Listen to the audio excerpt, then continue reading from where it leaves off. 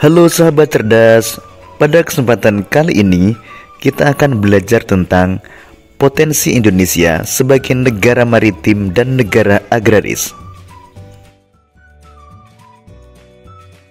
Indonesia sebagai negara maritim dan agraris. Indonesia memiliki kondisi geografis yang unik di antara negara-negara yang ada di kawasan Asia Tenggara.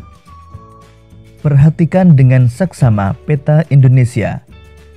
Bentuk negara yang terdiri atas pulau-pulau seperti Indonesia disebut negara kepulauan. Negara kepulauan merupakan salah satu ciri dari negara maritim.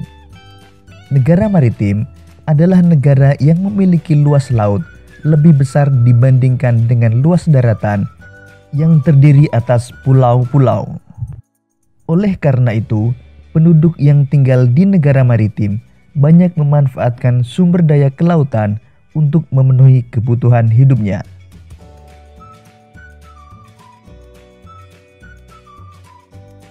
Selain sebagai negara kepulauan dan maritim, berdasarkan kondisi geografisnya, Indonesia juga merupakan negara agraris. Negara agraris adalah negara yang sebagian besar penduduknya bekerja sebagai petani yang mengolah lahan pertanian. Sebagai negara agraris, tentu saja negara Indonesia memiliki lahan subur yang sangat cocok untuk pertanian dan perkebunan.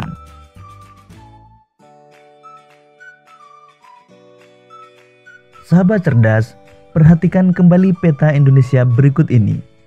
Jika diperhatikan, negara Indonesia memiliki banyak sekali gunung berapi yang masih aktif. Abu vulkanik gunung berapi dapat menyuburkan tanah yang berada di sekitarnya.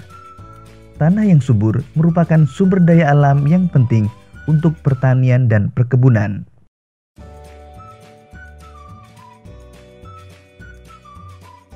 Keberadaan negara Indonesia sebagai negara tropis juga sangat menguntungkan.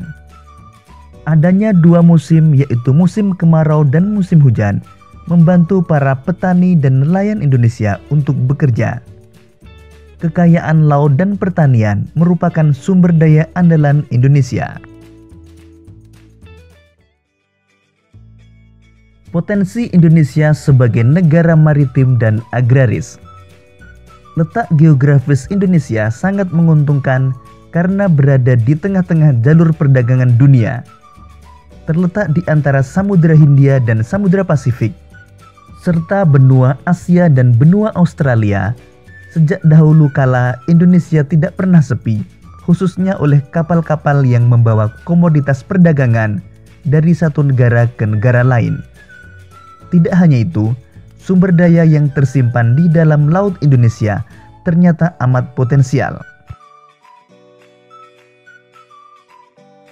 Berdasarkan data Food and Agriculture Organization atau FAO pada tahun 2015 menyebutkan bahwa Indonesia merupakan penghasil terbesar di dunia untuk produk rumput laut dan tuna.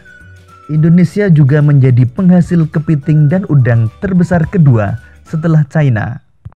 Beragam produk unggulan perikanan tersebut tersebar di seluruh wilayah Nusantara.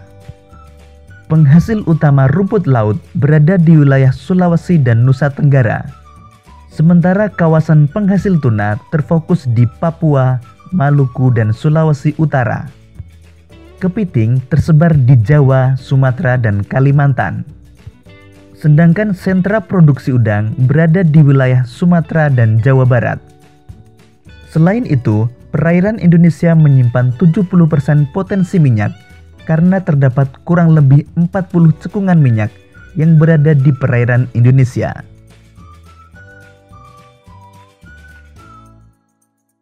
Selain dikenal sebagai negara maritim, Indonesia juga merupakan sebuah negara agraris. Sejak dahulu, Indonesia sudah terkenal sebagai penghasil rempah-rempah dan memiliki tanah yang subur. Kelapa sawit, beras, jagung, cengkeh, tembakau, teh, karet, kopi, dan tebu merupakan beberapa contoh dari sekian banyak hasil pertanian atau perkebunan Indonesia. Peminat produk-produk hasil pertanian Indonesia ternyata banyak dari luar negeri. Banyak produk pertanian yang rutin diekspor dengan nominal yang cukup besar. Biji coklat, tembakau, aneka rempah-rempah seperti lada hitam, lada putih, kayu manis, biji pala, dan vanili merupakan beberapa contoh hasil pertanian yang terus diekspor. Potensi maritim dan agraris di Indonesia semuanya berguna bagi kemakmuran dan kesejahteraan segenap bangsa Indonesia. Demikian tadi sahabat cerdas, pembelajaran kita tentang potensi Indonesia sebagai negara maritim dan negara agraris. Sampai jumpa pada pembelajaran berikutnya. Terima kasih.